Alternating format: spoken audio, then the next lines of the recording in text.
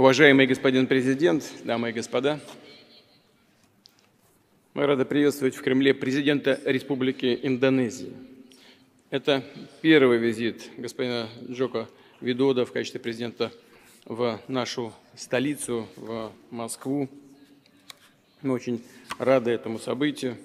Подчеркну, Индонезия – один из наших ключевых партнеров в Азиатско-Тихоокеанском регионе. Российско-индонезийские отношения носят конструктивный и обоюдовыгодный характер, стабильно развиваются на основе давних добрых традиций дружбы и взаимопомощи. Напомню, что наша страна помогала становлению индонезийской государственности, укреплению позиций молодой республики на международной арене.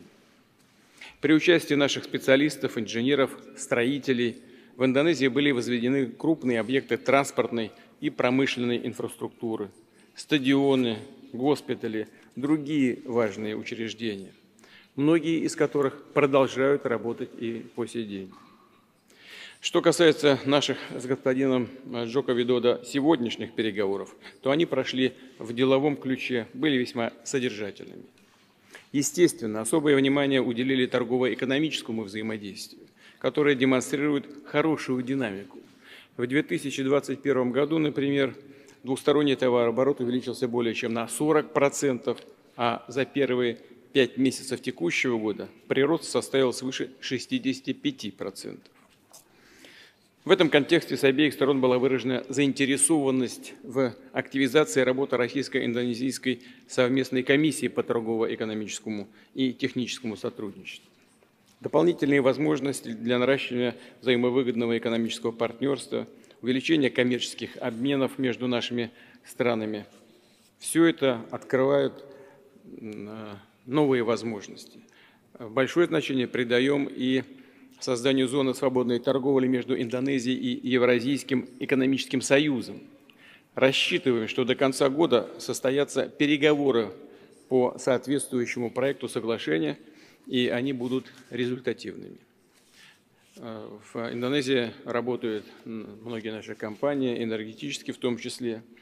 Проявляется интерес к развитию национальной атомной энергетики.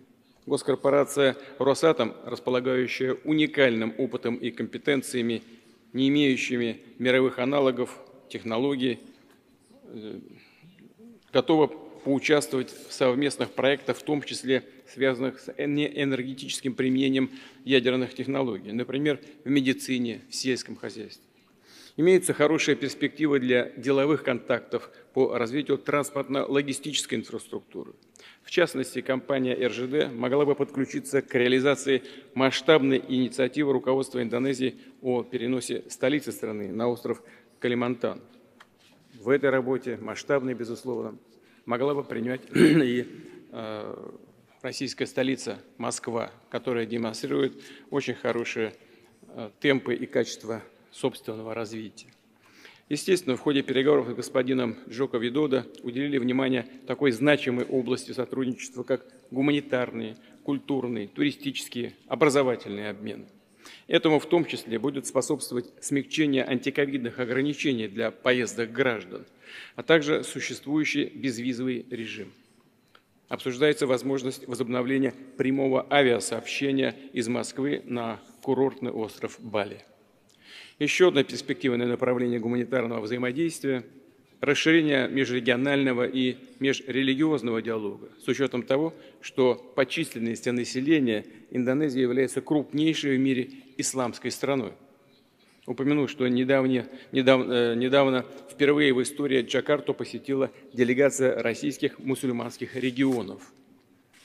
Конечно, говорили по вопросам, которые сегодня интересуют весь мир, все страны, имея в виду снабжение мировых рынков продовольствием, другими товарами сельского хозяйства, в том числе минеральными удобрениями.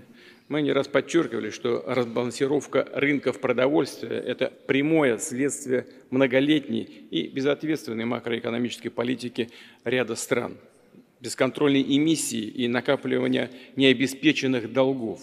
И ситуация усугубилась с начала пандемии коронавирусной инфекции.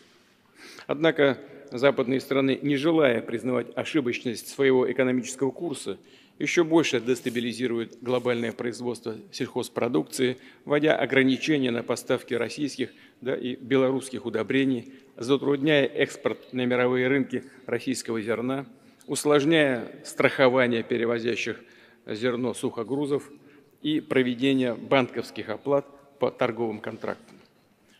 Подчеркну еще раз, Россия была и остается одним из основных мировых производителей и экспортеров продуктов питания. Поставки наших сельхозтоваров осуществляются в 161 страну мира. В прошлом году экспортировали более 43 миллионов тонн зерновых, из них только пшеница 33 миллиона тонн.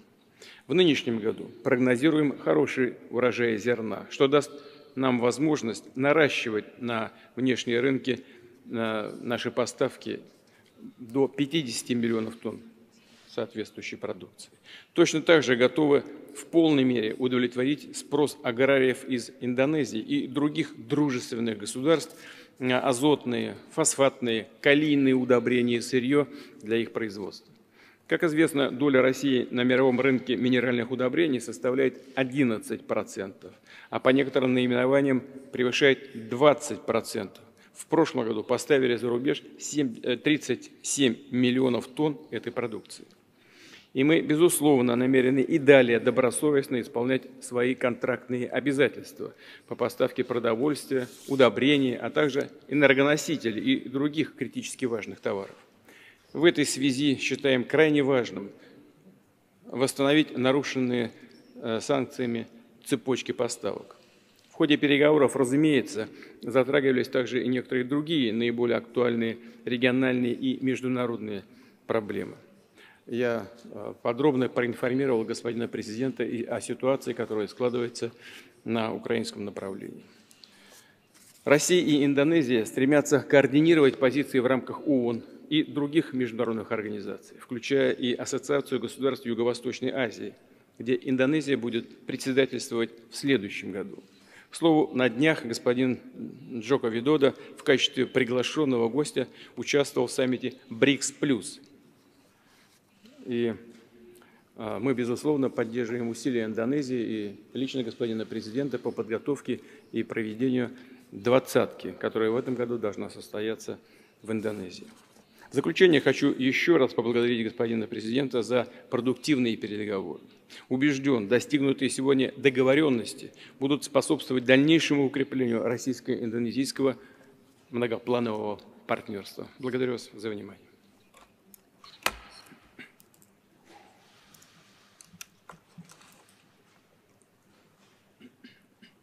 Pertama-tama saya ingin menyampaikan terima kasih yang sebesar-besarnya kepada Presiden Putin yang sudah menerima kunjungan saya di Moskow.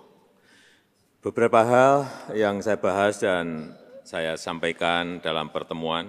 Yang pertama, bahwa isu perdamaian dan kemanusiaan selalu menjadi prioritas politik luar negeri Indonesia.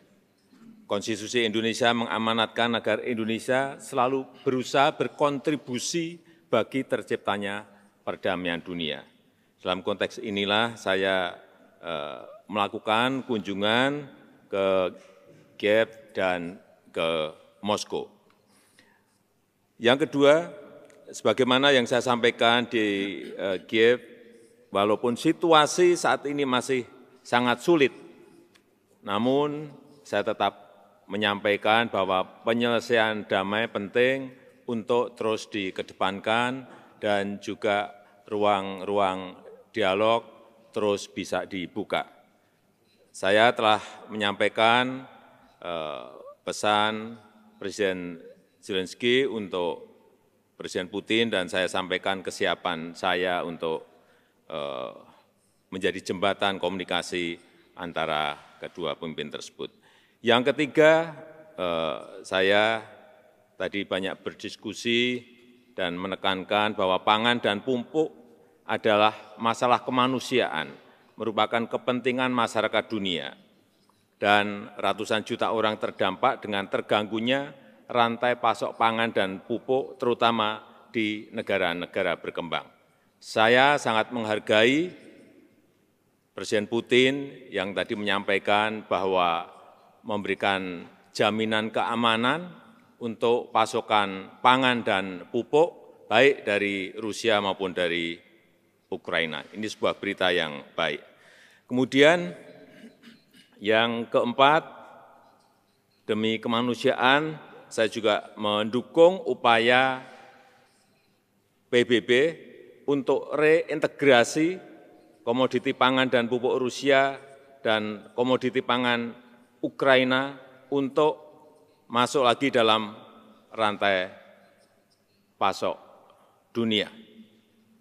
Dan khusus untuk jalur ekspor produk pangan Ukraina, terutama melalui jalur laut, tadi sekali lagi Presiden Putin sudah memberikan jaminannya. Dan yang kelima, tadi kami berdiskusi panjang mengenai kerjasama antara Rusia dan Indonesia, baik di bidang investasi, di bidang perdagangan maupun di bidang turisme, yang akan kita tindak lanjuti dengan membentuk tim agar bisa membahasnya secara detail. Sebagai penutup, dapat saya sampaikan bahwa Indonesia tidak memiliki kepentingan apapun kecuali ingin melihat perang dapat segera selesai dan rantai pasok pangan, pupuk, energi dapat segera diperbaiki, karena ini menyangkut kehidupan ratusan juta orang, bahkan miliaran manusia. Saya mengajak seluruh pemimpin dunia untuk bekerja sama kembali, menghidupkan semangat multilateralisme, semangat damai, dan semangat kerjasama. Hanya dengan spirit itulah perdamaian dapat dicapai. Terima kasih, Presiden Putin. Terima kasih.